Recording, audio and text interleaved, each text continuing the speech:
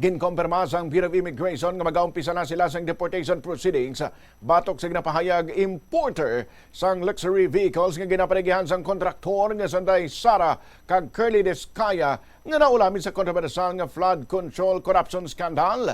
Suno kay Bureau of Immigration Commissioner Joel Anthony Viado, nakabato ng ahensya sa impormasyon halin sa Land Transportation Office nga naaresto sa Nobyembre 27 sa Makati City ang car importer nga si Chow Cheng. Idibagod sa nagkalalain nga paglapas ka nga isang obstruction of apprehension and prosecution of criminal offender, illegal use of alias, false representation, kag willful misrepresentation of material information.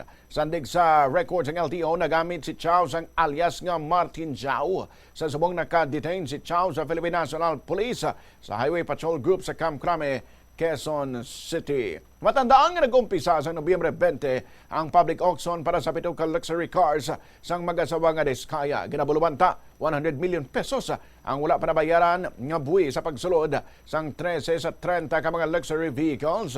Sunod sa Bureau of Customs, ginalauman sila nga magkakolekta sang 103.8 million pesos kung mabaligya ang tanan nga salakyan.